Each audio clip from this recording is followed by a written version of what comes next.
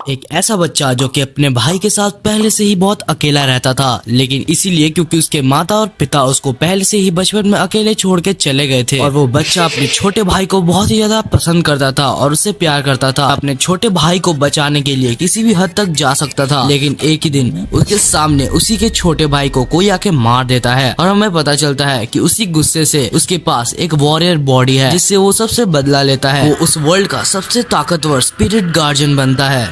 तो कहानी की शुरुआत में हमें लियांग नाम के बच्चे को देखते हैं जिसका अभी भी एक छोटा भाई पैदा हुआ है जिसका नाम शाओ था। तब हम देखते हैं कि उसके पापा जो कि यहाँ पर लियांग को सामने लाके बोलते हैं, लियांग तुम अभी बड़े हो चुके हो तो तुम्हें अपने छोटे भाई का ख्याल रखना होगा। लियांग बोलता है हाँ फादर, मैं जरूर यहाँ पर शाओ का ख्याल रखूंगा। कुछ देर बाद हम देखते हैं कि उनके फादर यहाँ पर उनके स्पिरिचुअल ट्री में दोनों का ही नाम लिख देते हैं। और अब रात हो चुकी थी जहाँ पर दोनों ही यहाँ पर कहीं पर जाने की बात कर रहे थे, जो कि लियांग यहाँ पर चुपचाप सुन रहा था। अब जब अगली सुबह यहाँ पर लियांग उठता है तो अपने माता पिता को यहाँ पर अपने पास नहीं पाता। इस समय अपने छोटे भाई शाओ को यहाँ पर लियांग ने खुद ही संभाला। बहुत दिनों तक वेट करने के बाद भी जब उनके माता पिता वापस ना आए, अगले सीन में हम देखते हैं सेंगटोंग नाम का एक बंदा लू नाम के एक बंदे को यहाँ पर रक्षसा स्ट्रीट का जनरल बना देता है, क्योंकि लियांग के फादर ही यहाँ पर रक्षसा स्ट्रीट के जनरल थे। जैसे ही लू यहाँ पर स्पिरिट गार्जियन बन जाता है तो वो सबसे पहले यहाँ पर लियांग और शाओ को पकड़ लेता है, जहाँ पर उसका स्पिरिट गार्जियन जिसका नाम यान था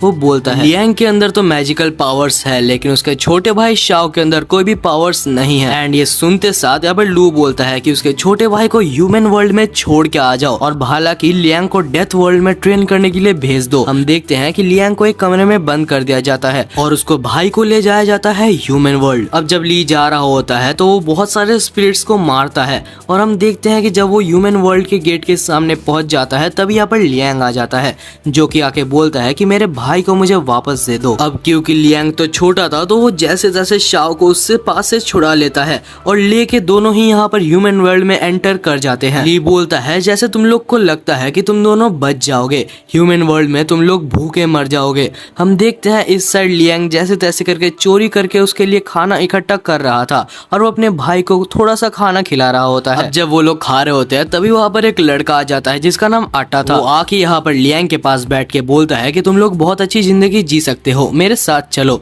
लेकिन लियांग मना कर देता है, जिस वजह से हम देखते हैं कि अट्टा यहाँ पर अपना एड्रेस कार्ड देके जाता है और बोलता है कभी भी मेरे से कांटेक्ट कर लेना। दूसरी साइड ह्यूमन वर्ल्ड में ठंडी पड़ चुकी थी जिस वजह से शाओ को ठंडी लग जाती है और यहाँ पर लियांग के पास पैसे नहीं होते कि वो उसकी इलाज करवा सके। अब इसके पास कोई भी चारा नहीं होता जिस वजह से लियांग को यहाँ पर अट्टा के पास जाना ही होता है। वो आके यहाँ पर रो के बोलता है कि प्लीज मुझे वो जगह पर ले चलो जहाँ पर तुम कह रहे थे कि मुझे खाना मिलेगा और मुझे पहनने के लिए भी कुछ मिलेगा। अब अट्टा यहाँ पर उसको एक लेडी के पास ले जाता है जहाँ पर वो उसके सारे काम कर देती है, उसको खाना भी देती है, उसको कपड़े भी देती है।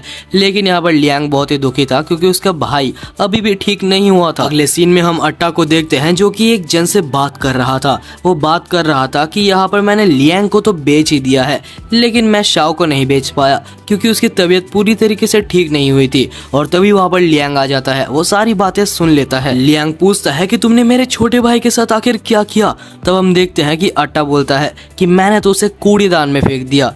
तब हम देखते हैं कुछ देर बाद उसको पकड़ के वो दोनों बहुत ही ज्यादा मारते हैं, लेकिन वो दोनों उसको इतना ज्यादा मार देते हैं कि मजबूरन में यहाँ पर लियांग का स्पिरिट समन हो जाता है और लियांग के स्पिरिट का नाम यूजिन होता है। और हम देखते हैं यूजिन यहाँ पर बहुत ही आसानी से दोनों को बहुत गंदी तरीके से मारता है। उसके बाद यहाँ पर लियांग जाता है सीधा अट्टा के पास, उसको मार के वो उससे पैसे और यहाँ पर शाओ को भी ले लेता है। अब उसके पास पैसे आ गए थे तो वो डॉक्टर के पास जाता है जहाँ पर जाके वो शाओ का इलाज करवाता है। थोड़ी देर इलाज होने के बाद अभी हम देखते हैं कि शाओ की तबीयत थोड़ी ठीक होती है। तभी हम देखते हैं कि यहाँ पर लियांग की स्पिरिट गार्जियन यूजिन जो कि उससे बात करता है। अब हम 3 साल बाद का सीन देखते हैं जहाँ पर शाओ अभी थोड़ा सा बड़ा हो चुका था, जो कि यहाँ पर एक बच्चे को बचा रहा था। लेकिन तभी हम देखते हैं पीछे से लियांग की एंट्री हो जाती है जहाँ पर वो अपने स्पिरिट गार्जियन की मदद से वो सारे गुंडों को अच्छा खासा मार देता है। हमें पता चलता है कि लियांग और शाओ आए दिन ऐसे बच्चों की मदद किया करते थे और एक जगह पर कैंप बना के वो वहाँ पर रह रहे होते हैं। हम देखते हैं कि यहाँ पर शाओ लियांग से पूछता है कि हमारी माँ कैसी थी। तब लियांग बताता है कि वो बहुत ही खूबसूरत थी और जहाँ तक हमारी पापा की बात है तब वो तो बहुत ही हैंडसम और बहुत ही लंबे थे और अगर देखा जाए तो हमारी वर्ल्ड की वैलीज बहुत ही ज्यादा बड़ी होती थी।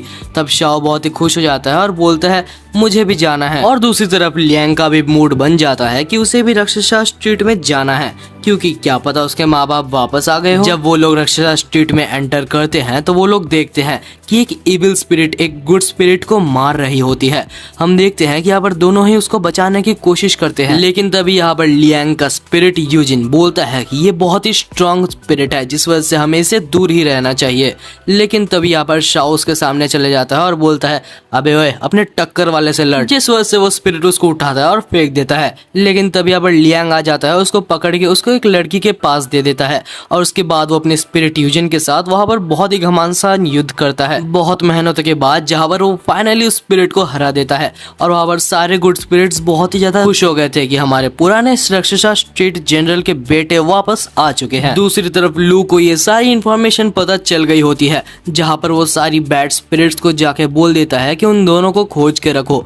और हम देखते हैं कि यहाँ पर ये दोनों इसी साइड यहाँ पर वापस जाने का प्लानिंग कर रहे थे। तभी वहां पर लू आ जाता है और बोलता है कि तुमने बहुत बढ़िया काम किया यहाँ पर वापस आकर, और तुमने फाइनली अपने गार्जियन को समन करना सीख लिया है, तो तुम जरूर यहाँ पर अब डेथ वर्ल्ड में जाकर ट्रेनिंग करने के लिए रेडी हो गए होगे। जहाँ पर अब इन दोनों के बीच में बैटल होती है, लेकिन यूजिन अभी इतना ताकतवर नहीं होता, जिस वजह से उस बैटल को हार जाता है। और हम देखते हैं लू उसको बहुत ही गंदी तरीके से पकड़ के उठा के बोलता है कि तुम अभी कमजोर हो, जिस वजह से तुम्हारी गार्जियन भी बहुत कमजोर है। इसके बाद लू उसको पकड़ के बोलता है कि मुझे तुम्हारे माँ बाप के बारे में कुछ पता चला है। बहुत समय पहले यहाँ पर एक मैसेज फैला था जहाँ पर हमें पता चलता है कि एक साइकिक ने तुम्हारे माँ और बाबा को मार दिया है। ये सुन के लियांग और शाओ का दिल दुखी से भर जाता है। इसके बाद लू लियांग को रस्सी से बांध के एक जगह पर रख देता है। कुछ देर बाद यहाँ पर सैंगटोंग आ जाता है, जहाँ पर लू उसको उसके हवाले कर देता है। और हम देखते हैं कि वो यहाँ पर लियांग को लेके जा रहा था, जहाँ पर सैंगटोंग लू को बोलता है कि मेरे को नहीं पता था पिछले गार्डियन के 2 बेटे हैं। जब सैंगटोंग यहाँ पर दूसरे बेटे के बारे में लू से पूछता है तो लू बोलता है कि उसके पास कोई भी साइकिक पावर्स नहीं है, तो सैंगटोंग वहां से चला जाता है। दूसरी तरफ हम यहाँ पर शाओ को देखते हैं, जो कि यहाँ पर एक लड़की के पास था और उस लड़की ने उसको बचा लिया था। अगले साइड हम लियांग को डेथ आइलैंड में देखते हैं, जहाँ पर वो ट्रेनिंग के लिए जाता है। हम देखते हैं उधर बहुत सारे बच्चे होते हैं, जहाँ पर एक खड़ूस सा आदमी उसको बोलता है कि तुम सब अगर टीचर के टेस्ट को पास कर लो तो हो सकता है कि कोई कांस्टेबल तुम्हें एक जनरल बना दे। उसके बाद वो लोग बोलते हैं अगर तुम लोग पास नहीं हो पाते तो तुम्हारी सारी मेमोरीज बिटा के तुम्हें ह्यूमन वर्ल्ड में छोड़ दिया जाएगा। तभी हम देखते हैं लियांग भागने के लिए वहाँ पर पानी में कूद जाता है। तब टीचर बोलता है कि ये कोई ऐसा वैसा पानी नहीं है, ये पानी तब तक तुम्हें डुबाएगा जब तक तुम पूरे नीचे नहीं पहुंच जाते, जब तक तुम्हारी मौत ना हो जाए ये तुम्हें डुबाते रहेगा। इसके बाद टीचर अपनी मैजिक का यूज करता है, लियांग को बाहर निकाल लेता है। उसके बाद हम देखते हैं कुछ बच्चे यहाँ पर मिलके यहाँ पर लियांग को बहुत ज्यादा परेशान करते हैं, जिस वजह से यहाँ पर लियांग अपने स्पिरिट गार्जियन यूजिन को समन करने की कोशिश करता है, लेकिन वो नहीं कर पाता, क्योंकि ये डेड आइलैंड वैसे ही बनाया गया है जहाँ पर कोई भी अपने गार्जियन को समन नहीं कर सकता। और ये देख के वो सारे बच्चे यहाँ पर लियांग के ऊपर हंसने लगते हैं। तब वहाँ पर एक ब्लू शर्ट पहना हुआ बच्चा आता है, जिसको देख के यहाँ पर बाकी सारे बच्चे थोड़े से डर जाते हैं। और तभी वो बच्चा स्पीड की लाइट से जाता है और 3 गार्जियन को समन कर लेता है, जहाँ पर ये देख के वो सारे बच्चे डर के भाग जाते हैं। और इसके बाद वो लियांग के पास आता है, जहाँ पर वो पूछता है कि तुम यहाँ से भाग क्यों रहे हो, जहाँ पर लियांग उसे सब सच बता देता है कि उसके भाई को इन्होंने किडनैप कर लिया है, जहाँ पर उसे बचाना है। अब हम देखते हैं वो ब्लू कलर का बॉय यहाँ पर लियांग की हेल्प करने का भी सोचता है, जहाँ पर वो लियांग को उसके पीछे आने के लिए बोलता है। और हम देखते हैं कि दोनों यहाँ पर डेथ आइलैंड के ऊपर चढ़ रहे होते हैं। ऊपर चढ़ते वक्त यहाँ पर वो उसके अपने बारे में बताता है कि उसके पास एक वॉरियर बॉडी है, जिससे मैं जितने चाहूँ उतने वॉरियर्स को समन कर सकता हूँ। और हम देखते हैं अब दोनों ही यहाँ पर ऊपर पहुंच जाते हैं, जहाँ पर वो ब्लू बॉय बोलता है शायद यहाँ से अगर हम कूद जाए तो हम निकल सकते हैं। तो यहाँ पर लियांग बोलता है शायद अगर हम यहाँ से गिरे तो हम मर जाएंगे। लेकिन तब हम देखते हैं कि वो ब्लू बॉय बोलता है ये सिर्फ मेरी एक थ्योरी है कि अगर यहाँ से हम नीचे गिरे तो हम ह्यूमन वर्ल्ड में पहुंच सकते हैं। लेकिन तभी अचानक लियांग वहां से कूद जाता है, क्योंकि उसको अपने छोटे भाई को बचाना था और उसके पास बस एक ही ऑप्शन था। नीचे पहुंच के वो एक नदी के द्वारा यहाँ पर ह्यूमन वर्ल्ड में पहुंच जाता है। और हम देखते हैं कि वो ब्लू बॉय भी उसके पीछे पीछे वहां पर आ जाता है। दूसरी तरफ हम यहाँ पर लू को देखते हैं, जो कि यहाँ पर बहुत सारे स्पिरिट्स के अंदर फाइट करवाता है और सारे स्ट्रॉन्ग इविल स्पिरिट्स को अपने टीम में शामिल कर लेता है। तभी एक इविल स्पिरिट उसके ऊपर हमला कर देता है, जिसको आके उसकी स्पिरिट यान आके रोक लेती है और उसे जान से मार देती है। लेकिन तभी हम देखते हैं यान उसको बोलता है आजकल इविल स्पिरिट्स कुछ ज्यादा ही ताकतवर हो गए। दूसरी तरफ हम साओ को देखते हैं, जो कि वो लड़की के साथ थी जिसने उसे बचाया आया था और उसका नाम वैन होता है। हम देखते हैं वहाँ के स्पिरिट्स यहाँ पर उसको शाओ के साथ रहने के लिए मना करती है, लेकिन यहाँ पर बात नहीं बनती। उसके बाद हम देखते हैं कि ये दोनों वहाँ से चले जाते हैं और इस साइड लू को पता चल चुका था कि शाओ अभी खुला घूम रहा है, जिस वजह से यहाँ पर वो कुछ स्पिरिट्स को पकड़ के जबरदस्ती पूछवाते हैं और गुड स्पिरिट्स को बताना पड़ता है कि आखिरकार शाओ कहाँ पर है। जहाँ पर लू कुछ इविल स्पिरिट्स को उनके पास भेज देता है। हम देखते हैं कि यहाँ पर वो उस लड़की को पकड़ने वाले थे, लेकिन तभी यहाँ पर शाओ सामने आ जाता है और अपने गार्जियन को समन करने की कोशिश करता है, लेकिन यहाँ पर वो स्पिरिट को समन नहीं कर पाता और हम देखते हैं कि वो सारे इविल स्पिरिट्स उसको पकड़ के मारने लगते हैं। लेकिन तभी यहाँ पर अपने बड़े भाई लियांग का एंट्री हो जाता है, जहाँ पर वो आता है और अपने स्पिरिट गार्जियन यूजिन के साथ सारे इविल स्पिरिट्स को मार भगाता है। उसके बाद वो अपने भाई को पकड़ के बोलता है, मैं तुमसे कब से मिलना चाहता था। शाओ रोते हुए यहाँ पर लियांग को बोलता है कि तुम जब नहीं थे तो इस लड़की ने ही मुझे सहारा दिया था। और हम देखते हैं कि उस लड़की के अंदर तब इविल स्पिरिट्स जागने लगते हैं और यहाँ पर लियांग और यूजिन को पता चल जाता है कि यहाँ पर वो लड़की अभी इविल स्पिरिट में कन्वर्ट हो चुकी है, जहाँ पर वो लड़की अचानक से शाओ के ऊपर हमला करना चालू कर देती है, जिस वजह से मजबूरन यहाँ पर लियांग और यूजिन को उसे मारना पड़ता है। इसके बाद हम देखते हैं कि यहाँ पर शाओ बहुत ज्यादा रो रहा होता है, लेकिन वो उनको दफना देते हैं और यहाँ पर शाओ रो रहा होता है क्योंकि उस लड़की ने उसका ध्यान रखा था। हम देखते हैं कि वो उसको चिल्लाता है और बोलता है, लियांग तुम मेरे बड़े भाई नहीं हो, तुम ऐसे कैसे कर सकते हो, तुमने उसे मार दिया, मैं तुमसे इसका बदला जरूर लेकर रहूंगा जब मैं स्ट्रॉन्ग बन जाऊंगा। इसके बाद हम देखते हैं कि लियांग कुछ बोल नहीं पाता और दोनों ही यहाँ पर ह्यूमन वर्ल्ड में ट्रेनिंग करने के लिए चले जाते हैं। दूसरी तरफ हम लू को देखते हैं जो कि यहाँ पर यान को उन दोनों के पीछे भेजने वाला था, लेकिन यान बोलता है कि यहाँ पर लियांग बस अपने छोटे भाई की वजह से आया था, अब वो यहाँ पर वापस नहीं आने वाला, जहाँ पर यहाँ पर लू भी एग्री करता है। और हम देखते हैं दूसरी साइड यहाँ पर अभी शाओ बहुत ज्यादा बड़ा हो चुका था, वो बहुत अपने भाई की तरह ही दिखता था। शाओ के पास अभी कुछ स्किल्स आ चुकी थी जो कि यहाँ पर वो कुछ नाइफ या कटाना की मदद से दिखा सकता था। और दूसरी साइड यहाँ पर लियांग की स्पिरिट भी बहुत ज्यादा ताकतवर हो चुकी थी क्योंकि वो बहुत सालों से ट्रेनिंग कर रही थी। दूसरी तरफ हम लू को देखते हैं जो कि बैठ के सिर्फ पार्टी कर रहा होता है अपनी इविल स्पिरिट्स के साथ। तभी यहाँ पर उसकी गार्जियन स्पिरिट यान आ जाती है और वो बोलती है कि हमें थोड़ी सी ट्रेनिंग कर लेनी चाहिए, हम थोड़ी ताकतवर बन सकते हैं। लेकिन तब हम देखते हैं लू बोलता है कि ये पूरी रक्ससा स्ट्रीट ही मेरी है, तो कौन मुझे यहाँ पर ललकारेगा। दूसरी तरफ हम उसी ओल्ड मैन को देखते हैं जिसने मजबूरन में उस लड़के के बारे में यहाँ पर लू को बताया था। कुछ इविल स्पिरिट्स उनको मार रहे होते हैं, जहाँ पर कुछ अच्छे स्पिरिट्स उनको बचाने की कोशिश कर रहे थे लेकिन कुछ कर नहीं पा रहे थे।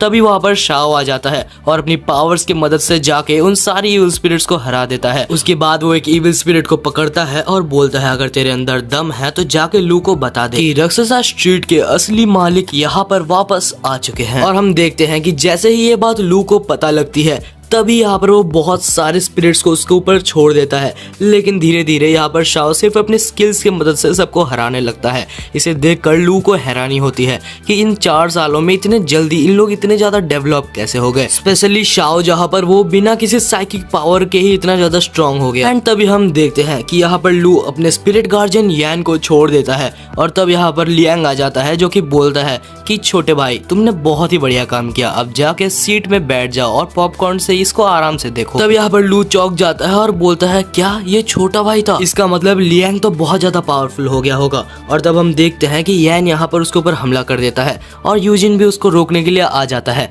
यान को भी पता चल जाता है कि यूजिन पहले जैसा वीक नहीं है और इसके बाद दोनों में लड़ाई होना चालू हो जाता है। हम देखते हैं कि लियांग यहाँ पर लू को बोलता है कि तुम इसको छोड़ के चले जाओ, ये तुम्हारी जगह नहीं है। जहाँ पर लू बोलता है कि तुम्हें ये बात नहीं बोलनी चाहिए क्योंकि उसने मुझे खुद सिलेक्ट किया है। और उसके बाद लियांग बोलता है, ये जगह मेरी फैमिली की है। और तभी हम देखते हैं लड़ाई में लू हार जाता है और जैसे ही लू हारता है तो यान भी हार जाता है। दूसरी साइड हम शाओ को देखते हैं उसी लड़की के कवर में, जहाँ पर वो जाके उसको फूल देता है और बोलता है, तुम्हें टेंशन लेने की जरूरत नहीं है, मैंने सब कुछ संभाल लिया है।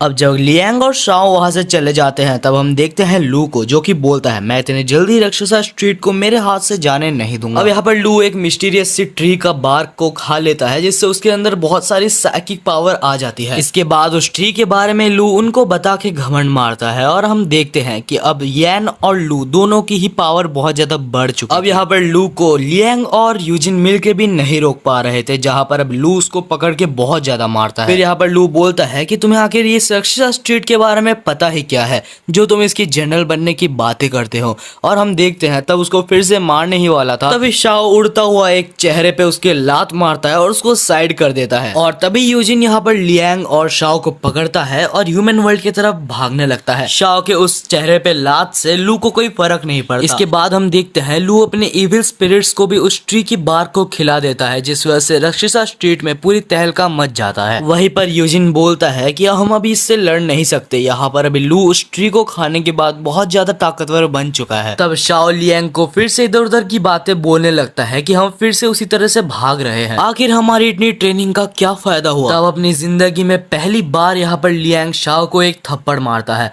और उसको ह्यूमन वर्ल्ड में फेंक देता है और बोलता है कि ये लड़ाई मेरी है, पापा ने ये रिस्पॉन्सिबिलिटी मेरे को दी। लियांग की फादर ने जो सारी बातें यहाँ पर लियांग को बोली थी वो सारी बातें उनको समझ आने लगती है। अब लियांग भी इस साइड तैयार हो जाता है कि उसको कैसे फाइट करनी है। हम देखते हैं कि वो सारे इविल स्पिरिट्स को बहुत गंदा हराता है, लेकिन यार उसके अंदर एक लिमिटेड ताकत है, जहाँ पर उसकी पावर जब खत्म हो जाती है तो अनकाउंटेबल स्पिरिट्स आके उसको पकड़ के लू के पास ले जाती है। वहां पर जब स्पिरिट्स यहाँ पर लू को बोलती है कि छोटे भाई यहाँ पर भाग चुके हैं, तब लू उस स्पिरिट को पकड़ के डिस्ट्रॉय कर देता है। और हम देखते हैं उसके बाद वो लियांग को पकड़ता है और लियांग हंस के कहता है कि तुम मेरे भाई को तो कभी भी नहीं पकड़ सकते। इससे लू को समझ आ जाता है कि वो यहाँ पर ह्यूमन वर्ल्ड में चला जा चुका है और वो डिसाइड करता है कि वो कुछ इविल स्पिरिट्स को ह्यूमन वर्ल्ड में ट्रांसफर करेगा, लेकिन यान यहाँ पर उसको मना करता है क्योंकि यहाँ पर वो रूल्स के खिलाफ है। लेकिन यहाँ पर लू बोलता है रूल्स जाए तेल लेने, और हम देखते हैं कि वो कुछ इविल स्पिरिट्स को यहाँ पर भेज देता है, जहाँ पर गेट के सामने शाओ था जो कि रक्षसा स्ट्रीट में एंटर करने की कोशिश कर रहा था, लेकिन साइकिक पावर के ना होने के कारण वो वहां पर नहीं जा पाता। तभी वहां पर 4-5 स्पिरिट्स आ जाते हैं और यहाँ पर शाओ को बहुत गंदा मारने लगते हैं। और वो इविल स्पिरिट्स इनविजिबल थे जिस वजह से वो उनको देख भी नहीं पा रहा था, लेकिन तब शाओ पानी खोल देता है जिस वजह से वो उनको देख पाता है। इसके बाद अगले सीन में हम देखते हैं एक इविल स्पिरिट आके लू को बोलता है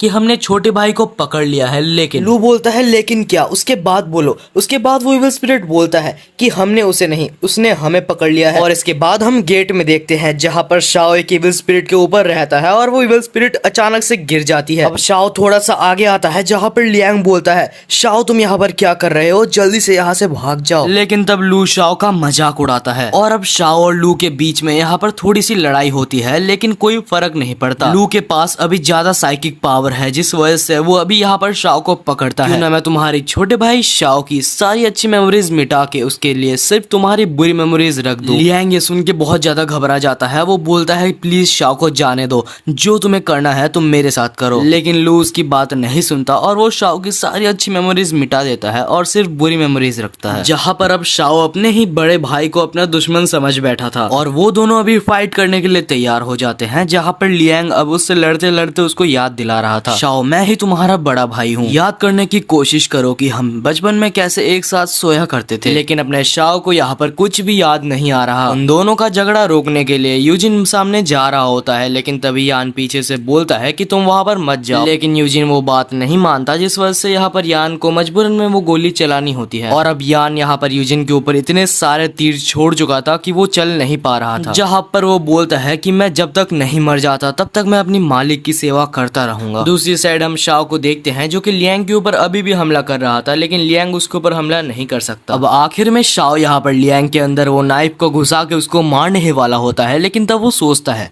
कि आखिर मैं इसको मारना क्यों चाहता हूँ। इसके बाद लिटरली शाओ यहाँ पर रोना चालू कर देता है और वो सोचता है कि आखिर मैं रो क्यों रहा हूँ, मुझे तो इसको मारना था लेकिन मैं इसे मार क्यों नहीं पा रहा। लियांग बोलता है क्योंकि तुम मेरे छोटे भाई हो, हमने बहुत कुछ अकेले सहा है, हमने बहुत कुछ अकेले सीखा है, तुम मुझे मार नहीं सकते ये मुझे पता है। और इसके बाद शाओ को अपनी पुरानी यादें आना चालू हो जाती है, जिससे उसको थोड़ी थोड़ी याद वापस आ जाती है। और तभी वहां पर लू आ जाता है और हम देखते हैं कि वो शाओ का हाथ आगे कर देता है, जिस वजह से यहाँ पर वो नाइफ उसके अंदर घुस जाता है और हम देखते हैं कि लियांग यहाँ पर बेहोश हो जाता है। शाओ यहाँ पर बहुत ज्यादा रोता है और वो सोचता है कि आखिर अभी मैं क्या करूं। अपनी सारी पुरानी यादें वापस देखने के लिए आने लगती है। वो सोचता है जब वो छोटा था वो कैसे अपने भाई की उंगली पकड़ा करता था। तभी यहाँ पर शाओ बहुत ज्यादा रोने लगता है, उसको सारी यादें वापस आने लगती है। हम देखते हैं लू को जो कि बोलता है कि तुम चुप रहो, तुम रो क्यों रहे हो। बाद वो शाओ को बहुत ज्यादा टॉर्चर करता है, लेकिन तभी अचानक से रक्षसा स्ट्रीट में हर जगह काले बादल आ जाते हैं और तभी अचानक से यहाँ पर शाओ के ऊपर एक बिजली गिरती है और हम देखते हैं उस बिजली की शक्ति से यहाँ पर उसके अंदर बहुत ज्यादा साइकिक पावर आ जाती है। यूजिन बहुत ही ज्यादा इंजर्ड था लेकिन ये सब देख रहा होता है। वो बोलता है कि शाओ के अंदर कभी भी साइकिक पावर नहीं थी, लेकिन शायद अब हमें पता चल चुका है कि उसकी एक वॉरियर बॉडी है। लू को यहाँ पर वॉरियर बॉडी के बारे में कुछ भी नहीं पता होता क्योंकि वो है ही गधा। तब यैन यहाँ पर लू को बताता है कि वॉरियर बॉडी एक ऐसी बॉडी होती है जो कि एक से ज्यादा स्पिरिट्स को समन कर सकती है। एक नॉर्मल इंसान बस एक ही स्पिरिट को समन कर सकता है। लू बिल्कुल भी इस बात को नहीं मानना चाहता कि शाओ इतना ज्यादा स्ट्रॉन्ग है। यूजिन यहाँ पर एक डेविल स्माइल देता है और बोलता है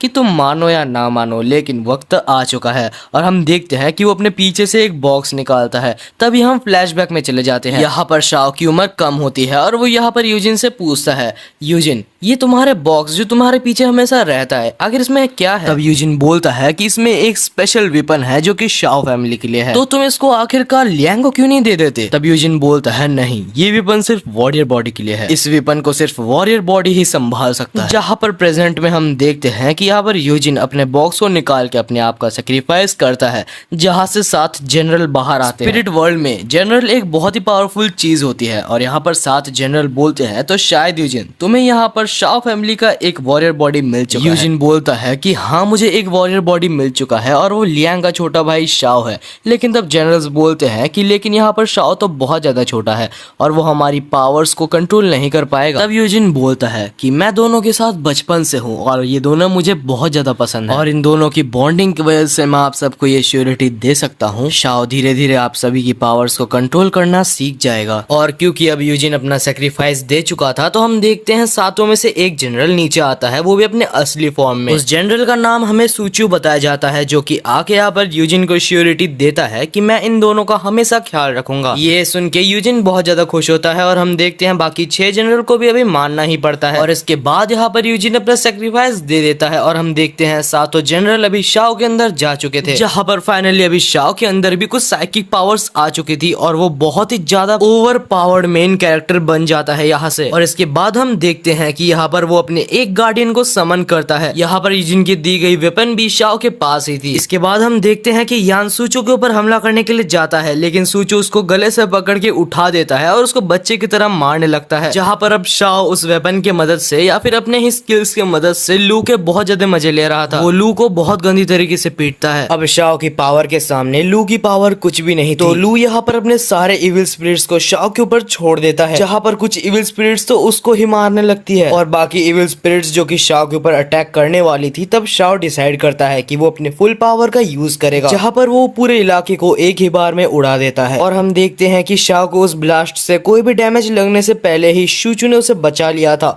और वहाँ पर यैन भी लू को लेके भागने लगता है, जहाँ पर गधा लू अभी भी चिल्ला रहा होता है कि शाओ से हम ऐसे हार नहीं सकते। मैं तुम्हें ऑर्डर देता हूँ यैन कि तुम अभी भी उससे लड़ोगे। यैन के पास अभी कोई और भी दूसरा ऑप्शन नहीं होता, जिस वजह से उसे उससे लड़ना पड़ता है, लेकिन वो उससे बहुत ज्यादा मार खा जाता है। यैन की हेल्थ बहुत ज्यादा कम हो चुकी थी और तभी हम देखते हैं कि यहाँ पर दूसरी साइड शाओ सारे इविल स्पिरिट्स को खत्म कर चुका था। कुछ इविल स्पिरिट्स होती हैं जो कि यहाँ पर लू से बदला लेने के लिए जा रही होती है। तब हम देखते हैं कि यैन यहाँ पर आके उन सबको हरा देता है और क्योंकि यैन अभी बहुत ज्यादा लड़ चुका है, वो इतना ज्यादा इंजर्ड है कि वो उधर ही मर जाता है। और अब ये सब होता हुआ देख कि यहाँ पर उसका यैन भी उसके पास नहीं है। अब उसकी दिमागी हालत बिल्कुल खराब हो चुकी थी और तभी सूचू यहाँ पर लू को मारने वाला होता है, लेकिन तभी शाओ आके उसको रोक देता है और फिर बोलता है कि अभी इतना जल्दी इसको मारने नहीं दूंगा। और उसके बाद वो जाकर उसको ह्यूमन वर्ल्ड में फेंक देता है, जहाँ पर वो जाके कुछ ह्यूमन से पंगा ले लेता है और बहुत ज्यादा मार खाता है। दूसरे साइड हम शाओ को देखते हैं जो कि अपने भाई का इंतजार कर रहा था। उसके स्पिरिट को सैंगटोंग लेके चली गई थी और हम देखते हैं कि यहाँ पर रक्षसा स्ट्रीट के कुछ मेंबर्स बोल रहे थे कि इसको अभी से रक्षसा स्ट्रीट का जनरल बना दो। और कुछ देर बाद हम देखते हैं कि सैंगटोंग उसके भाई के स्पिरिट को लाके उसको दे देता है, उधर से जल्दी भाग जाता है। लेकिन फिर सैंगटोंग आता है और बोलता है कि अगर तुम्हें रक्षसा स्ट्रीट का जनरल ही बनना है तो तुम्हें डेथ आइलैंड में यहाँ पर ट्रेनिंग करनी चाहिए। जहाँ पर पहले शाओ तो मना कर देता है, लेकिन लियांग के कहने पर, क्योंकि लियांग ने उस पूरी जगह को देखा था, तो वो बोलता है तुम्हें वहाँ पर ट्रेनिंग करनी चाहिए, जिससे हम देखते हैं कि शाओ वहाँ पर ट्रेनिंग करने लग जाता है। दूसरी साइड लियांग अपने पुराने घर जो कि टूट गया था उसको वापस से बनाने की कोशिश कर रहा था। और अब हम देखते हैं कि बहुत साल बीत चुके होते हैं, जहाँ पर शाओ बहुत ज्यादा ट्रेनिंग करके वापस फाइनली आ चुका होता है एंड वो लिटरली यहाँ पर लियांग से भी हाइट में बड़ा हो चुका था, क्योंकि लियांग एक स्पिरिट है जिसकी हाइट नहीं बढ़ती और क्योंकि शाओ एक वॉरियर बॉडी में था तो इसलिए उसकी हाइट बढ़ चुकी थी। तब लियांग बोलता है कि फाइनली मैं भी एक छोटा भाई बन गया। वहाँ पर दोनों एक दूसरे की उंगली पकड़ते हैं और हम देखते हैं कि यहाँ पर ये सीजन एंड हो जाता है। अब हमें बहुत टाइम बाद का सीन दिखाया जाता है जहाँ पर हमें एक लड़की दिखाई जाती है जिसका नाम सियलिंग होता है। सैंगटोंग उसे कार्ड देके बोलता है तो क्या तुम्हें अपनी भविष्य जानना है, लेकिन भाई वो लड़की उसको इग्नोर मार देती है। एंड इसके बाद हम देखते हैं कि वो यहाँ पर ट्रैफिक लाइट को ना देखते हुए चल पड़ी थी, जहाँ पर वो एक जन से टकरा जाती है और ये और कोई नहीं हमारा बंदा शाओ था जो कि इतना ज्यादा बड़ा हो चुका है। और फिर शाओ तब बोलता है अरे ए मूर्ख बालक अपनी छवि सुधार। और उसके बाद हम देखते हैं कि वो यहाँ पर जो गिरा हुआ खाना होता है उसका पैसा मांगता है। वो लड़की चिल्लाती है और बोलती है लेकिन मैं पैसा क्यों दूं। उसके बाद वो देखती है कि वहाँ पर रेड सिग्नल हो रहा था। और इसके बाद हम देखते हैं कि शाओ को यहाँ पर पैसे मिल चुके होते हैं। इसके बाद शेलिंग को हम देखते हैं कि वो हर जगह पर जाके इंटरव्यू दे रही होती है जॉब के लिए, लेकिन बेचारे को कोई भी सिलेक्ट नहीं करता, जिस वजह से वो सोच रही होती है आखिर मैं इतनी सुंदर हूँ इसलिए सब मेरे से जल रहे हैं, जिस वजह से मेरे को कोई भी यहाँ पर जॉब नहीं देना चाहता। इसके बाद वो अपने घर में आ जाती है जहाँ पर वो जाके अपनी रिफ्रेश हो जाती है। उसके बाद वो बैठी थी तभी उसको एक फोन में मैसेज आता है। मैसेज में उसको एक जन ने इंटरव्यू के लिए बुलाया होता है, जिस वजह से वो बहुत ज्यादा खुश हो जाती है। और उसके बाद वो रेडी हो जाती है, जिसके बाद वो यहाँ पर इंटरव्यू के लिए निकल जाती है। जब वो उस जगह पर पहुंच जाती है तब हम देखते हैं कि वो एंट्रेंस के ऊपर रक्षसा स्ट्रीट लिखा हुआ होता है। जब वो उस गेट के अंदर एंट्री करती है तो वो दिया गया कार्ड वहाँ पर चमकता है, लेकिन जब वो यहाँ पर एंटर कर जाती है तो बदकिस्मती से वो पूरे रास्ता ही भूल जाती है। जहाँ पर रास्ता ढूंढने के चक्कर में वो यहाँ पर घोस्ट ज़ॉम्बी से मिल जाते हैं और देखते ही देखते वहाँ पर बहुत सारे ज़ॉम्बी घोस्ट आके उस लड़की को पकड़ लेते हैं। दूसरी साइड हम अपने दो लौंडे को देखते हैं जो कि यहाँ पर अपनी स्कूटी ठोक दी थी और उसके बाद उसको रिपेयर कर रहे थे। शाओ और लियांग को यहाँ पर पता चल जाता है कि यहाँ पर रक्षसा स्ट्रीट के अंदर कोई ह्यूमन एंट्री कर चुका है और हम देखते हैं कि वो वहां पर पहुंच जाते हैं और आराम से एक ही एरो की मदद से बहुत सारे घोस्ट्स को मार गिराते हैं। और इसके बाद हम अपने हीरो शाओ को देखते हैं जो कि यहाँ पर अपने वेपन की मदद से एक ही बार में सारे जन को मार गिराता है। दूसरी तरफ शेलिंग लियांग से बात कर रही थी और हम देखते हैं कि वो बताता है आखिर तुम यहाँ पर कैसे पहुंच गई, ये तो दूसरी दुनिया है, मतलब एक तरफ स्पिरिट वर्ल्ड और एक तरफ ह्यूमन वर्ल्ड, तुम यहाँ पर कैसे आ गई। वैसे कुछ भी हो ये मेरा भाई है शाओ जो कि यहाँ का जनरल है। उसकी आवाज को शेलिंग अचानक से पहचान जाती है, जहाँ पर ये दोनों फिर से कुत्ते बिल्ली की तरह लड़ाई करना चालू कर देते हैं। और तभी अचानक से बहुत सारे घोस्ट फिर से यहाँ पर लड़ाई करने के लिए आ जाते हैं और हम देखते हैं इस बार घोस्ट का लीडर भी आया होता है। वो आके बोलता है कि तुम मेरे को हरा नहीं सकते, तो ये ही अच्छा होगा कि तुम यहाँ से चले जाओ तो मैं तुम्हें जिंदा छोड़ दूंगा। शाओ बोलता है अरे एक और कीड़ा आ गया यार, देखते हैं चलो इसको भी। एंड इसके बाद फिर से दोनों में लड़ाई चालू हो जाती है, जहाँ पर कुछ देर बाद यहाँ पर वो घोस्ट लीडर यहाँ पर एक एनाकोंडा के साथ मिक्स हो जाता है या फिर मर्ज हो जाता है। एंड इस बार वो यहाँ पर शाओ के ऊपर भारी पड़ रहा था जो कि यहाँ पर उसको उठा के फेंक देता है। इसके बाद वो बोलता है तो अभी से मेरी रक्षसा स्ट्रीट मेरी हो चुकी है। एंड इसके बाद वो ऑर्डर देता है सारे घोस्ट्स को वो दोनों को मारने के लिए, लेकिन अपना लियांग भी थोड़ी कम है, वो फाइट करने के लिए जा ही रहा होता है। लेकिन तभी यहाँ पर शाओ उठ जाता है और बोलता है बड़े भाई अभी रुक जाओ मैं जिंदा हूँ। फिर वो उठता है और बोलता है तुम लोग यहाँ पर एनाकोंडा के साथ मर्ज हो गए कितना भी ताकतवर हो जाओ, लेकिन जब एक ह्यूमन यहाँ पर एक स्पिरिट के साथ कॉम्बाइन होता है तो उसे हराना नामुमकिन है। इसके बाद शाओ अपने स्पिरिट सूचू को शमन कर लेता है और सूचू को देख के यहाँ पर ज़ॉम्बी लीडर की तो फट चुकी थी, जहाँ पर वो भागने लगता है, लेकिन एक ही अटैक में यहाँ पर ज़ॉम्बी लीडर और उसकी पूरी टीम मारी जाती है। फिर शाओ उठता है और बोलता है तो हाँ भाई और किसको बनना था रक्षसा स्ट्रीट का जनरल, और किसे कहते हैं भाई इस एनीमे को पूछो कभी। अब अगली सुबह हम देखते हैं शेलिंग जो कि नींद में उठती है और बोलती है अच्छा हुआ ये एक सपना था। लेकिन तभी हम देखते हैं कि सामने शाओ और लियांग बैठा होता है, जिस वजह से वो डर जाती है और वो इसके बाद शाओ उसको बहुत ज्यादा डराने लगता है, बोलता है कि रक्षसा स्ट्रीट के अंदर तो सिर्फ वही एंट्री ले सकते हैं जिनके पास साइकिक पावर्स हो, लेकिन फिलहाल तुम्हारे अंदर से कोई भी साइकिक पावर्स हम दोनों को महसूस नहीं हो रही। डर के मारे शेलिंग यहाँ पर अपना बैग फेंक के शाओ के ऊपर मारती है, जिससे वही कार्ड निकलता है। उस कार्ड से दोनों को पता चलता है कि ये कार्ड तो साइकिक कार्ड है और इससे शेलिंग दोनों को बताती है कि मेरे को एक बंदे ने मैसेज किया था जिस वजह से मैं इधर आई।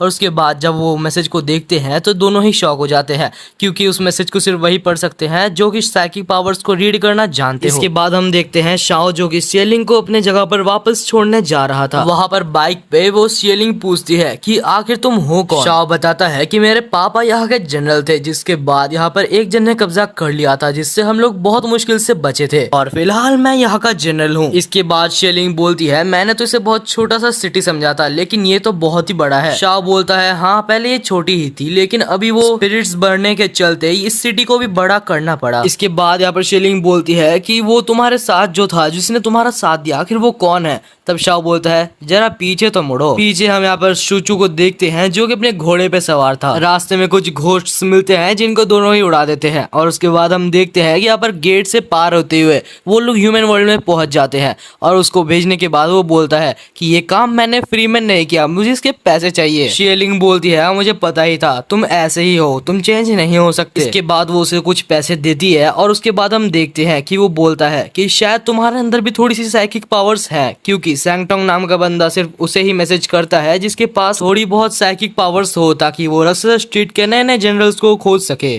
घर में आके शेलिंग यहाँ पर बहुत ज्यादा खुश होती है, सोचती है कि वो यहाँ पर अपने एक पर्सनल गार्डियन स्पिरिट को भी समन कर सकती है, जिस वजह से उसको ट्राई करने लगती है। लेकिन उस गेस्चर को ट्राई कर लेने के बाद भी उसको कोई स्पिरिट गार्डियन नहीं मिलता, जिस वजह से वो बोलती है कि नहीं मैं तो ह्यूमन वर्ल्ड में ही ठीक हूँ। और वहां पर अगले दिन ही उसको एक जॉब भी मिल जाती है, जिस वजह से जो सैंगटोंग ने उसको कार्ड दिया था वो उसको खिड़की से बाहर फेंक देती है, जहां पर वो कार्ड सीधा एक रोबोट के सामने जाके गिरता है। और हम देखते हैं कि वो उस रोबोट ने वहां से सारी इन्फॉर्मेशन शेलिंग के बारे में वहां से निकाल ली थी और वो रोबोट सीधा शेलिंग की सारी इन्फॉर्मेशन उसके बॉस को दे देता है, जहां पर वो बोलता है कि उसको पकड़ लो। दूसरी साइड यहाँ पर शेलिंग रेडी हो रही थी अपने जॉब में जाने के लिए और तभी वहां पर वो रोबोट आ जाता है, लेकिन तभी सैंगटोंग भी वहां पर आ जाता है, जिस वजह से उस रोबोट को वो मार गिराता है। वो बोलता है कि ये पूरी ऑर्गेनाइजेशन तुम्हारी स्पिरिट गार्जियन को पाने के लिए कुछ भी कर सकती है, तुम जल्द से जल्द रक्ससा स्ट्रीट के लिए निकल जाओ। लेकिन यहाँ पर रोबोट्स की संख्या बहुत ज्यादा बढ़ चुकी थी और सैंगटोंग अकेला उसको कैसे रोकता। लिफ्ट में भी रोबोट्स थे, वो छत में जा चुकी थी लेकिन छत में भी रोबोट्स आ जाते हैं। तब सैंगटोंग वहां पर उसको नीचे भेज देता है। अब जब वो रक्ससा स्ट्रीट जा रही थी तो वो सिर्फ दौड़ रही थी, जिस वजह से वो रास्ते में नहीं देखती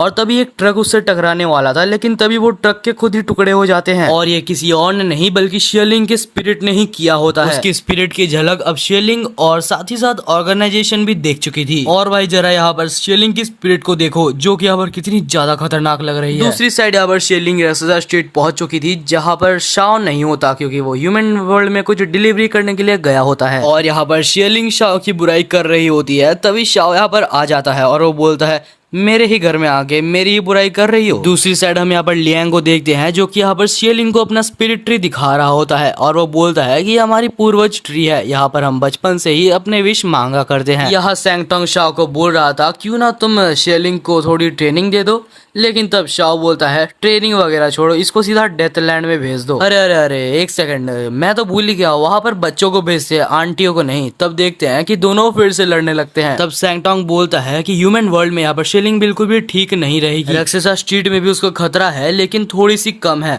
तो शाओ तुम्हें उसका ख्याल रखना होगा। फिर शाओ बोलता है तो ठीक है, आज से मैं इसकी मम्मी बन गया। फिर शेलिंग बोलती है कि मेरे को सारे काम आते हैं, वैसे भी तुमसे कौन हेल्प मांग रहा है। तब हम देखते हैं कि शाओ बोलता है ऐसा है तो फिर तो मेरे लिए बहुत अच्छा हुआ अगर तुम्हें सारे काम आते हैं। नेक्स्ट सीन में हम देखते हैं शेलिंग यहाँ पर एक वेटर के ड्रेस में होती है, क्योंकि शेलिंग यहाँ पर शाओ के घर में होती है तो यहाँ पर वो उसका पूरा फायदा उठाता है। लगभग सारे काम वो उससे ही करवा रहा था और यहाँ पर लियांग को उसके ऊपर तरस आ रहा होता है, जिस वजह से वो शाओ को मना करता है। लेकिन शाओ बोलता है अरे करने दो, वैसे भी आपने देखा नहीं है ये कितना ज्यादा खाती है और वैसे भी इससे मेरा खर्चा बहुत ज्यादा बढ़ गया है। ये सुन के हम देखते हैं शेलिंग का सातवां आसमान में गुस्सा होता है। वो बोलती है कि नहीं मैं यहाँ से रेंट दे के रहूंगी। शाओ बोलता है ठीक है फिर, ये तो बहुत महंगा पड़ने वाला है, तुम्हें हर महीने के 100 येन देने होंगे। हम देखते हैं कि ये चीज तो यहाँ पर शेलिंग के लिए बहुत ज्यादा कम होती है। वो शाओ को 200 येन देती है और सारे काम करवाती है घर के। और सब कुछ कर लेने के बाद जब वो जाके बैठता है तब यहाँ पर हम देखते हैं कि लियांग शाओ को पूछता है आखिर स्पिरिट वर्ल्ड ऑर्गेनाइजेशन ने अभी तक कोई भी हमला क्यों नहीं किया। तब शाओ बोलता है तुम्हें क्या लगता है, अरे बड़े भैया वो मुझसे डर गए होंगे। अगले सीन में हम सैंगटोंग को देखते हैं जो कि यहाँ पर लियांग और शाओ के पास थे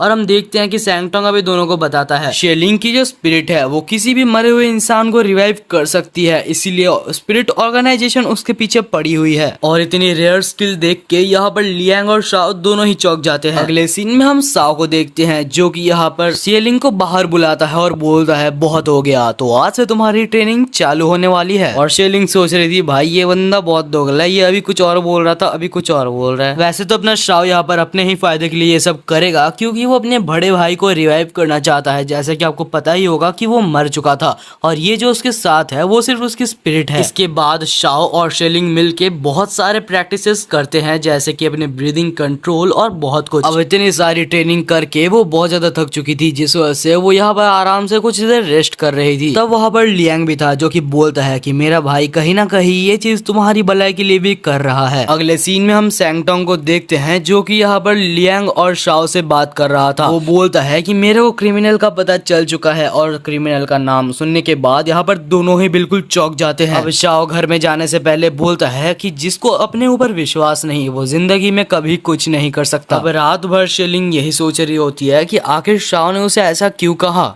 और वो ये सब सोच ही रही होती है, तभी बाहर एक धमाके की आवाज आती है। बाहर लियांग और शाओ भी उस धमाके को देख रहे थे, जहां पर वो वहां पर जाने की बात करते हैं। शेलिंग भी उन दोनों के साथ जाना चाहती थी, लेकिन वो नहीं जाती क्योंकि शाओ मना कर देता है। लेकिन ये लड़की कहाँ मानने वाली थी। हम देखते हैं कि वो दोनों तो वहां पर पहुंच जाते हैं, जहां पर शेलिंग दौड़ दौड़ के ही जाने लगती है। वहां पर शाओ सबको डिफीट कर रहा होता है, जहां पर लियांग नोटिस करता है कि इस बार तो हर डायरेक्शन से ज़ॉम्बी घोस्ट आ रहे हैं। शायद स्पिरिट ऑर्गेनाइजेशन ये जानना चाहती है कि सक्सेस स्ट्रीट के सबसे वीक कॉर्नर कौन से हैं। तभी वहां पर शेलिंग भी आ पहुंचती है और वो लियांग के साथ खड़ी होती है, जहां पर लियांग बोलता है तुम आ गई, मेरे भाई को देखो जो कि कितना ज्यादा स्ट्रांग बन चुका है। तुम्हें पता है पहले ये भी बहुत ज्यादा कमजोर हुआ करता था और ना ही इसके पास कोई भी स्पिरिट थी। तब तो मुझे ही इसे बचाना पड़ता था, लेकिन उसके बाद इसने अपने ऊपर विश्वास करना चालू किया, जहां पर मुझे बचाने के लिए ये अपने जान पे खेल के आया। बस जो वो एक अपने ऊपर उसने भरोसा किया था, जिस वजह से उसे आज इतनी सारी स्पिरिट गार्जियन मिल चुकी है। साथ ही साथ लियांग यहाँ पर कुछ घोस्ट स्पिरिट्स को भी हरा रहा होता है। ये सब स्पीच सुनने के बाद शेलिंग भी यहाँ पर बहुत ज्यादा मोटिवेट हो जाती है, जिसके बाद दिन से ही वो सारी चीजें ट्राई करने लगती है और फाइनली वो एक बार अपने स्पिरिट को समन करने में थोड़ी सी सक्सेसफुल हो जाती है, जहाँ पर स्पिरिट बाहर तो नहीं आता लेकिन वो उसको थोड़ी सी दिख जाती है, जिस वजह से शेलिंग यहाँ पर बहुत ज्यादा डर जाती है और वो वहाँ पर पीछे भाग जाती है। लियांग आके बोलता है कि डरो मत, ये तुम्हारा पहला स्टेप था। दूसरी तरफ शाओ यहाँ पर ह्यूमन वर्ल्ड में किसी को खोज रहा होता है और वो कोई और बंदा नहीं, दूसरे स्ट्रीट का जनरल होता है। सैंगटोंग ने जिस क्रिमिनल के बारे में यहाँ पर दोनों को बताया है, उसी क्रिमिनल के बारे में वो हर जगह पूछता है। दूसरी तरफ वही क्रिमिनल उसको यहाँ पर अपने ऑपरेशन से देख रहा होता है और जो रोबोट यहाँ पर शाओ को देख के सारी इन्फॉर्मेशन भेज रहा था, वहाँ पर उसको शाओ ने देख लिया होता है, जिस वजह से वो यहाँ पर जाके उसके सिर से धड़ को अलग कर देता है। और भाई यहाँ पर वो उस विलेन को मारना इसलिए चाहता था क्योंकि वो विलेन वही है जिसने यहाँ पर शाओ और लियांग के माता पिता को मारा होता है। उसे उस विलेन को मार के अपने माता पिता की मौत का बदला लेना है। अब सैंगटोंग उस रोबोट में ऐसा कुछ करता है जिससे कि वो दोनों डायरेक्ट उनके बॉस से मिल जाते हैं। वहां पर उनका बॉस दोनों से कहता है तुम दोनों कितने भोले हो,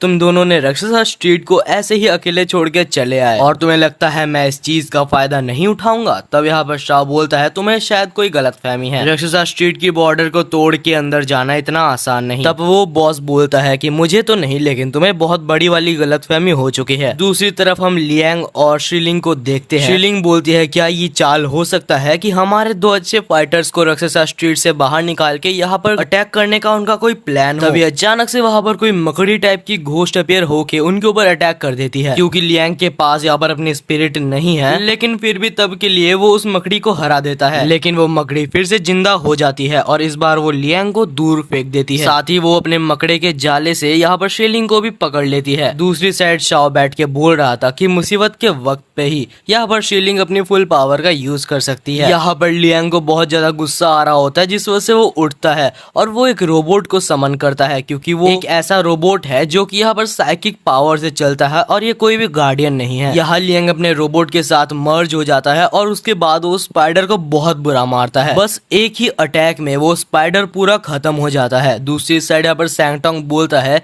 कि तुम भूल रहे हो, राक्षसा स्ट्रीट को दो भाई कवर करते हैं, एक को भी कमजोर समझने की गलती की मतलब तुम मारे जाओगे। यहाँ पर सारी फाइट खत्म हो जाने के बाद यहाँ पर लियांग की रोबोट की हालत खराब हो चुकी थी। शेलिंग बोलती है कि क्या तुम मेरे लिए भी एक ऐसा रोबोट बना सकते हो। लियांग बोलता है रोबोट बनाने से अच्छा तुम अपने स्पिरिट को समन करना सीख लो, बेशक वो इस रोबोट से तो ज्यादा ही पावरफुल होगा। अगले दिन हम सैंगटोंग को देखते हैं और यहाँ पर साथ में सूचू को भी देखते हैं। सैंगटोंग बोलता है कि एक गार्डियन स्पिरिट सिर्फ लड़ाई में नहीं तुम्हारी हर बात मानेगा, और इसके बाद वो बोलती है लेकिन मैं जब भी अपने गार्डियन स्पिरिट को समन करने की कोशिश करती हूँ तो उसकी अपीयरेंस से मेरी तो यहाँ पर फट जाती है। मगर क्यों?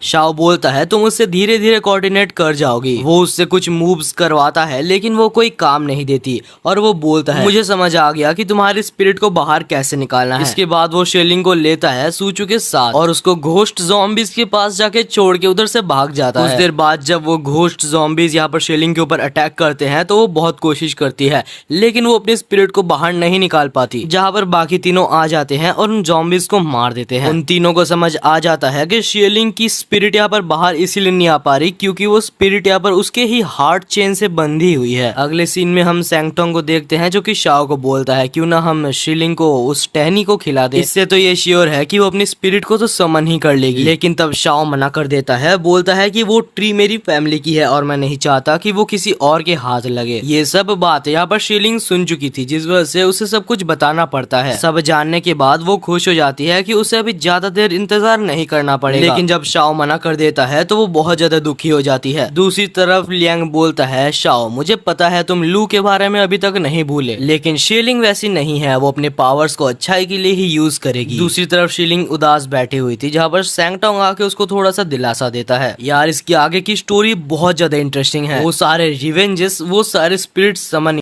कुछ देर बाद जब वहाँ पर सैंगटोंग चला जाता है तो वो पेड़ के पास जाती है, जहाँ जैसे ही वो उस पेड़ को देखती है तो शाओ का चेहरा उसके सामने आ जाता है जो कि बोलता है कि तुम हमेशा एक आसान रास्ता खोजने की कोशिश करती हो लेकिन उनके बारे में सोचो जो कि मेहनत करते हैं। तब यहाँ पर शीलिंग सोचती है कि तुम्हें क्या पता शाओ, मैंने 2 महीने कितनी कड़ी ट्रेनिंग की थी। ये कहने के बाद वो पेड़ के ऊपर चढ़ने लगती है ताकि उसके ब्रांच को वो खा सके। लेकिन जब वो पेड़ के ऊपर चढ़ रही थी तो उसको सारे वो ख्याल वापस आते हैं जब वो शाओ और लियांग के साथ मिलकर ट्रेनिंग किया करते थे। फिर वो नीचे उतर जाती है और बोलती है एक दिन ऐसा जरूर आएगा कि मैं इस ट्री के बिना मदद से अपने पावर्स को अनलॉक कर सकती हूँ। और भैया यही पर ट्विस्ट आता है जहाँ पर शाओ उसको देख रहा होता है और वो चुपचाप मुस्कुराता है और बोलता है अच्छा हुआ तुमने सही डिसीजन लिया। और अचानक तभी रसेसा स्ट्रीट के पूरे आसमान में बादल छा जाते हैं। सैंगटोंग देख के बोलता है मुझे लगा नहीं था कि मुझे तुम्हें इतनी जल्दी देखना पड़ेगा। लियांग और शाओ भी आगे जाते हैं जहाँ पर हम आसमान में एक पोर्टल को खुलता हुआ देखते हैं जहाँ से स्पिरिट ऑर्गेनाइजेशन का बॉस और बहुत सारे रोबोट्स निकलते हैं। जैसे कि आपको पता है उनका मेन टारगेट शीलिंग है। दूसरी तरफ शाओ यहाँ पर सोच रहा था ये सब क्या हो रहा है, खैर मेरे को फर्क नहीं पड़ता और वो अपने स्पिरिट गार्जियन सूचू को समन करके सबसे लड़ने के लिए निकल जाता है जहाँ पर वो सारे रोबोट्स को हरा रहा था और हम देखते हैं रोबोट्स नॉर्मल स्पिरिट्स को पकड़ के मार रहे होते हैं। शाओ लड़ ही रहा होता है कि तभी वहाँ की एक और स्ट्रीट के पास से एक और पोर्टल ओपन होता है। भाई उस स्ट्रीट का जनरल आखिर कर क्या रहा है, मुझे सबको अकेला ही संभालना होगा। दूसरी तरफ यहाँ पर शीलिंग बहुत ही ज्यादा टेंशन में हो गई थी लेकिन तब यहाँ पर सैंगटोंग और लियांग बोलते हैं शाओ को कम समझ रही हो शीलिंग, तुम्हें पता नहीं है उसकी पावर क्या है। ये बात वो कर ही रही होते हैं कि तभी वहाँ पर एक और पोर्टल ओपन हो जाता है। ये सब देखने के बाद शाओ और लियांग और साथ ही में सैंगटोंग भी बहुत ज्यादा चौंक गए थे क्योंकि स्पिरिट ऑर्गेनाइजेशन बहुत ही इजीली रक्ससा स्ट्रीट के बैरियर को तोड़ रही थी और क्योंकि यहाँ पर बहुत सारे पोर्टल्स ओपन हो चुके थे तो सैंगटोंग को यहाँ पर शीलिंग लास्ट वाले पोर्टल के पास जबरदस्ती भेज देती है। और दूसरी साइड शाओ यहाँ पर बहुत सारे रोबोट्स को मार चुका था लेकिन रोबोट्स का आना बंद ही नहीं हो रहे थे। तो शाओ अपना स्पेशल मूव जो कि एक फायर मूव होता है उसको यूज करता है। जैसे ही शाओ सारे मूव्स को यूज करता है तो वहाँ पर सारे रोबोट्स जल के खाक बन जाते हैं। दूसरी साइड उनका बॉस जो कि बाकी रोबोट्स को शाओ की तरफ छोड़ के वहां से निकल लेता है। दूसरी तरफ लियांग जो कि यहाँ पर एसम्पशन लगा रहा था कि यहाँ पर 3 पोर्टल खुल चुके हैं तो 14 पोर्टल इधर ही खुलने वाला होगा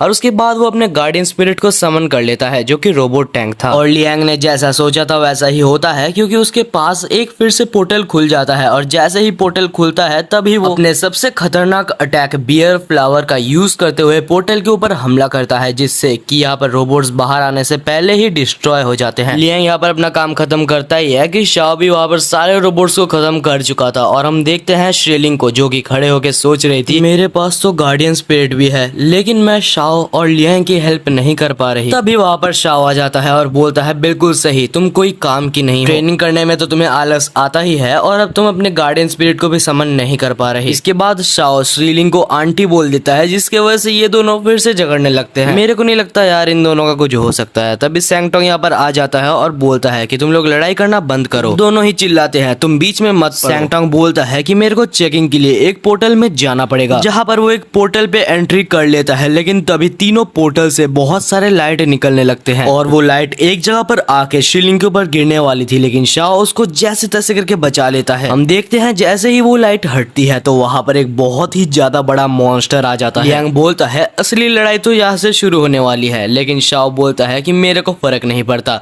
ये काम भी जरूर यहाँ पर स्पिरिट ऑर्गेनाइजेशन के बॉस का ही होगा, क्योंकि कोई भी मॉन्स्टर यहाँ पर एक्सरसाइज स्टेट में ऐसे ही नहीं घुस सकता। दूसरी तरफ वो मॉन्स्टर नॉर्मल स्पिरिट्स को हमला कर रहा था और वो एक लड़की को मारने ही वाला होता है, लेकिन तभी यहाँ पर शाओ की एंट्री हो जाती है और वो जाके उसको बचा लेता है। जब वो उस लड़की को देखता है तो बचपन में जिस लड़की ने यहाँ पर शाओ को बचाया था, शाओ को उसकी याद आने लगती है। उसके बाद वो बोलता है तुम्हारे लिए मुझे उसको हराना ही होगा, और उसके बाद वो मॉन्स्टर के साथ सूचू को भी लेके एक पोर्टल में चले जाता है, क्योंकि रेक्सस स्टेट में वो मॉन्स्टर के साथ फाइट उतना ज्यादा अच्छे से नहीं कर सकता। दूसरी साइड एक एरो आके यहाँ पर शीलिंग को लगने ही वाली होती है कि लियांग उसको प्रोटेक्ट कर लेता है। ये किसी और का नहीं, स्पिरिट ऑर्गेनाइजेशन के बॉस का ही अटैक होता है। ऑर्गेनाइजेशन का बॉस आके बोलता है कि शीलिंग इधर ही है, लेकिन मेरे को उसमें बिल्कुल भी यहाँ पर स्पिरिट की शक्ति महसूस नहीं हो रही, और रेक्सस स्ट्रीट में आने के लिए तो वाकई में मुझे बहुत मेहनत करनी पड़ी। सिर्फ रेक्सस स्ट्रीट की बॉर्डर इतनी ज्यादा मजबूत है, इसलिए मेरे को बाकी सारे स्ट्रीट्स के जनरल को यहाँ पर मारना पड़ा। लियांग कहता है क्या तुमने सारे जनरल्स को मार दिया? ऐसा तो हो नहीं सकता। और हाँ, ये यहाँ पर झूठ ही बोल रहा होता है, क्योंकि उसने बस उनको बेहोश या फिर बहुत बुरी तरीके से मारा ही होता है। लियांग बोलता है तुम चाहे जहाँ पर भी हो, लेकिन शीलिंग अभी रेक्सस स्ट्रीट में है और ये मेरी ड्यूटी है कि इसको कुछ भी ना हो। दूसरी तरफ हम कांस्टेबल्स को देखते हैं जो कि बोलता है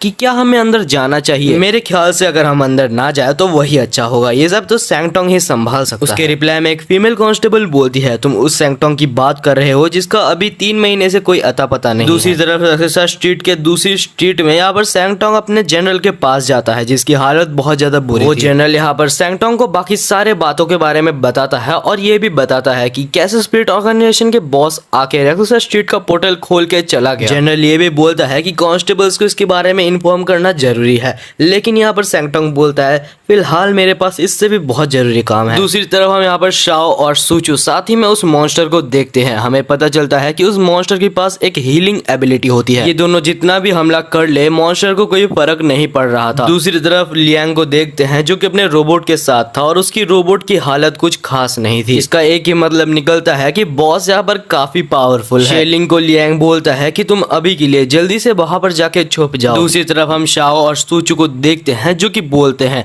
कि ये मॉन्स्टर बड़ा ही अजीब है, हमने हर जगह से हमला करके देख लिया लेकिन हमें ये हर बार पहचान लेता है। सूचू बोलता है कि क्या कर सकते हैं, मॉन्स्टर होने के बावजूद भी ये एक डॉग ही है, सूंघने की शक्ति तो उसकी अच्छी होनी ही थी। लेकिन शाह बोलता है सूचू अच्छे से देखो ये जगह को मैंने क्यों चूज किया है। हम देखते हैं कि वहाँ पर बहुत सारे पोर्टल्स होते हैं जहाँ से वो अलग अलग स्ट्रीट्स में भी जा सकते थे। दोनों ही समझ जाते हैं कि आखिर उनको क्या करना है। सूचू एक दूसरे पोर्टल पे चले जाता है जहाँ पर शाह उसको थोड़ा सा हमला करके एक दूसरे पोर्टल पे चला जाता है। बेसिकली इनकी स्ट्रेटेजी ये थी कि वो उस मॉन्स्टर को दूसरे स्ट्रीट में ले जाकर मारेंगे, लेकिन दोनों उस मॉन्स्टर को जितना भी मार ले वो रिकवर तो होना ही था। जिस वजह से हमारे शाओ को ये समझ आ जाता है कि ये मॉन्स्टर किसी का गार्डियन स्पिरिट है। तब शाओ सूचू को बोलता है जब तक हम इस गार्डियन स्पिरिट के ओनर को ना मार देते तब तक ये हील होता ही रहेगा। दूसरी तरफ लियांग जो कि बॉस से लड़ाई कर रहा होता है और उसके स्पिरिट की भी यहाँ पर पूरी बैंड बज चुकी होती है। बॉस के पावर के सामने लियांग की पावर अभी थोड़ी सी कमजोर पड़ने लगी थी। जहाँ पर शीलिंग सोच रही होती है तो क्या मुझे उस पेड़ की टहनी को खा लेना चाहिए? अरे नहीं, मैं ऐसे कैसे उस टहनी को खा सकती हूँ, मैंने यहाँ पर शाओ से वादा किया है और मैं खुद ही ये सब करना चाहती हूँ। लेकिन तभी लियांग यहाँ पर उसके सामने आके गिरता है और वो बोलता है शीलिंग जल्दी से उस बड़ी पेड़ की टहनी को खा लो, क्योंकि लियांग यहाँ पर अकेले बॉस का सामना नहीं कर पा रहा था और अगर यहाँ पर वो टहनी ना खाती तो कुछ भी हो सकता था। सिर्फ लियांग को बचाने के लिए वो टहनी खाने के लिए चली जाती है, लेकिन वो पेड़ के पास जाके बोलती है प्लीज लियांग तुम शाओ को ये बता देना कि मैं तुम्हारे कहने पर ही ये कर रही हूँ। और उसके बाद वो बड़ी पेड़ की टहनी को खा लेती है, जिसके बाद उसके अंदर इतना ज्यादा साइकिक पावर आ जाता है जिससे वहां पर बहुत बड़ा तूफान आ जाता है, जिससे कि सब जाके एक जगह पर गिर जाते हैं। और शीलिंग बोलती है तो लियांग क्या मैं इसे कर पाई? तब लियांग बोलता है हाँ शीलिंग तुम्हारा स्पिरिट बाहर आ चुका है। कुछ देर बाद हम शीलिंग की स्पिरिट को देखते हैं जिसको देख के यहाँ पर सब लोग चौंक जाते हैं, क्योंकि वो इतना ज्यादा बड़ा और शक्तिशाली होता है। ऐसा स्पिरिट उसने पहली बार देखा था। लियांग उसको देख के हक्का बक्का रह जाता है क्योंकि वो पहली बार इतना बड़ा स्पिरिट देख रहा था। लेकिन यहाँ पर शीलिंग के स्पिरिट की हालत कुछ ठीक नहीं होती क्योंकि वो बहुत सालों से कैद था, इसलिए उसका मेंटल कंडीशन बिल्कुल ठीक नहीं था। और हम देखते हैं कि उसके स्पिरिट के मुंह से वो बहुत ही खतरनाक लेजर छोड़ रहा होता है, जो कि अगर एक बार बड़े पेड़ को टच कर गया तो वो बिल्कुल डिस्ट्रॉय हो जाएगा। और तभी हम देखते हैं कि बड़े पेड़ के पीछे से कोई एक जन हमला करता है, जिस वजह से वो इविल स्पिरिट यहाँ पर अपना काबू खो देता है और वो बिल्कुल यहाँ पर बड़े पेड़ के ऊपर ही हमला कर देता है। वो लेजर जाके सीधा बड़े पेड़ पे लगता है, जिस वजह से वो पेड़ डिस्ट्रॉय हो जाता है। जैसे ही वो पेड़ डिस्ट्रॉय होता है, उसके अंदर से इतनी ज्यादा स्पिरिट एनर्जी निकलती है कि जितने भी नॉर्मल स्पिरिट्स एक्सोसा स्ट्रीट में थे, सारे उसकी तरफ खींचे चले जा रहे थे। इविल स्पिरिट का बॉस बोलता है कि इस पेड़ के डिस्ट्रॉय होने से ह्यूमन वर्ल्ड और स्पिरिट वर्ल्ड के बीच का जो बैरियर था वो टूट चुका है, जिस वजह से यहाँ पर बहुत सारी प्रॉब्लम्स आने वाली है। भूलना मत कि लियांग भी एक स्पिरिट ही है, तो वो उधर भी खींचा चला जा रहा था, लेकिन वो एक पत्थर को पकड़ा हुआ था। लेकिन कुछ ही देर में लियांग का जो हाथ था वो पत्थर से छूट जाता है, लेकिन पूरे टाइम पे आके शेलिंग यहाँ पर लियांग का हाथ पकड़ लेती है और उसे बचा लेती है। लियांग बोलता है, मुझे माफ करना शेलिंग, मैंने तुम्हें कभी नहीं बताया कि मैं एक स्पिरिट हूँ। लेकिन शेलिंग बोलती है, मुझे इससे फर्क नहीं पड़ता, फिलहाल ये सोचो कि शाओ अभी तक यहाँ पर क्यों नहीं आया। दूसरी तरफ शाओ एक बहुत ही बड़ा हमला मॉन्स्टर के ऊपर करता है, जिस वजह से वो एक पोर्टल पे जाके बंद हो जाता है और वो उसके बाद अपने रक्ससा स्ट्रीट में जाने के लिए बहुत सारे पोर्टल्स में जाता है। लेकिन जब वो देखता है कि वहां पर बहुत सारे अचानक से पोर्टल्स खुलने लगते हैं, जिससे कि शाओ भी समझ जाता है कि यहाँ पर रक्ससा स्ट्रीट का बैरियर टूट चुका है। उसके बाद वो एक पोर्टल में जाता है और वहां पर एक रूम में जाता है। जब वो उस रूम में एंट्री लेता है तो उसे सामने सैंगटोंग दिखता है। जब वो सैंगटोंग को टच करता है तो वो नीचे गिर जाता है और सैंगटोंग यहाँ पर मारा जा चुका था। सैंगटोंग ने मरने से पहले अपने खून से एक मैसेज लिख के गया था, जहां पर उसने बताया था कि स्पिरिट ऑर्गेनाइजेशन के बॉस के अलावा भी एक टीम है जो कि रक्ससा स्ट्रीट को कवर करने की कोशिश करेगी। वो टीम भी रक्ससा स्ट्रीट में अपना कब्जा करना चाहती है। यार सैंगटोंग के लिए एक लाइक और एक कमेंट तो जरूर से कर ही देना भाई। इसके बाद शाओ रक्ससा स्ट्रीट के लिए निकल जाता है, जहाँ पर वो एक पोर्टल से जाता है और दूसरी साइड हम देखते हैं वो बॉस शेलिंग को गिराने की कोशिश कर रही थी, लेकिन यहाँ पर शेलिंग उसी का बाल पकड़ के लियांग को बचा लेती है। इसके बाद बॉस अपने मैजिक पावर का यूज करता है, जिस वजह से शेलिंग का हाथ लियांग के हाथ से छूट जाता है। लेकिन तब शाओ के बोलता है, फिर से मैं तुम्हें मरने नहीं दे सकता मेरे भाई, और वो लियांग को तो बचा लेता है। लेकिन तभी बॉस यहाँ पर अपने स्पिरिट गार्जियन को बुला लेता है, जो कि वही मॉन्स्टर होता है जिसके साथ शाओ अभी तक लड़ रहा था। वो उसके साथ कॉम्बाइन हो जाता है, जिस वजह से वो बहुत ही ज्यादा स्ट्रांग हो जाता है और उसके बाद वो यहाँ पर शेलिंग के स्पिरिट के ऊपर हमला करता है, जिस वजह से उसकी स्पिरिट यहाँ पर लियांग के ऊपर हमला करने वाली थी, लेकिन सूचू उसको बचा लेता है और लियांग सूचू को यहाँ पर शेलिंग की स्पिरिट को संभालने भेज देता है, जहाँ पर वो अपने सेकंड स्पिरिट को समन कर लेता है। लियांग के सेकंड स्पिरिट का नाम डियांग होता है और उसको देख के यहाँ पर बॉस की फट जाती है, क्योंकि उसको अभी समझ आ रहा है कि लियांग का एक वॉरियर बॉडी है और एक वॉरियर बॉडी एक से ज्यादा स्पिरिट्स को समन कर सकता है।